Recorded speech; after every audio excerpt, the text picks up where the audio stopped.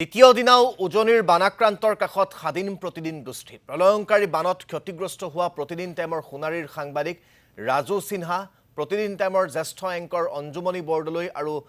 প্ৰতিদিন অসমীয়া প্ৰতিদিন কাকতৰ সাংবাদিক সূৰ্য বৰাৰ ঘৰত উপস্থিত হল প্ৰতিদিন টাইমৰ মুখ্য সম্পাদক নিতুমণি শইকীয়া আৰু অসমীয়া প্ৰতিদিন কাকতৰ কাৰ্যবাহী সম্পাদক ধৈৰ্য হাজৰিকা তিনিওগৰাকী সাংবাদিকৰ বাসগৃহত বানপানীৰ ফলত হোৱা ক্ষয়ক্ষতিৰ বুজ ললে নিতুমণি শইকীয়া আৰু ধৈৰ্য হাজৰিকাই ইফালে আজি সোণাৰী আৰু চৰাইদেউৰ ৫ শতাধিক বান বিধ্বস্ত পৰিয়ালক সাহায্য সামগ্ৰী বিতৰণ কৰিব স্বাধীন প্ৰতিদিন গোষ্ঠীয়ে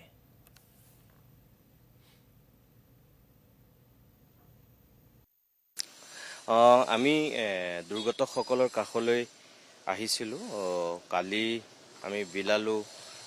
আৰু কিছু মানুহৰ কাষলৈ গৈছিলো কিছু সাহায্য প্ৰদান কৰিছিলো শক্তি সামৰ্থ্যৰ ভিতৰত থাকে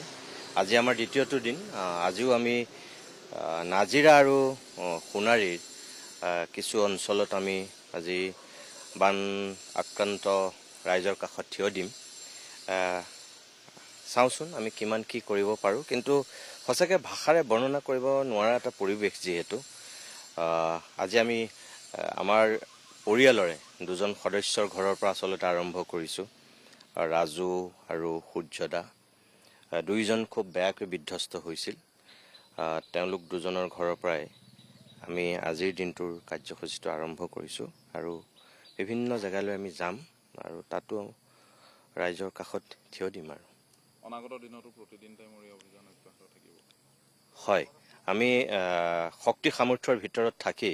আমি যেহেতু এটা সংবাদ গোষ্ঠীহে গতিকে আমিতো চৰকাৰ নহয় তথাপিও আমাৰ কেপাচিটিৰ ভিতৰত থাকি যিমান পাৰোঁ ৰাইজৰ কাষত থিয় দিবলৈ আমি চেষ্টা কৰিছোঁ এইটোৱেই মই সকলোকে কৈছোঁ যে অসমৰ বিভিন্ন প্ৰান্তৰ মানুহে যি ধৰণে সঁচাকৈ ইয়াৰ বানাক্ৰান্তৰ কাষত থিয় দিছে এইটো অভাৱনীয় আৰু অসমীয়া মানুহৰ যিটো আচল চৰিত্ৰ মই ভাবোঁ এই সময়ত অসমীয়া মানুহে দেখুৱাই দিছে এইটোৱে আচলতে কাম্য আৰু এনেকুৱা দিন কাৰো জীৱনলৈ নাহক কেতিয়াও এইটোৱে মই ক'ম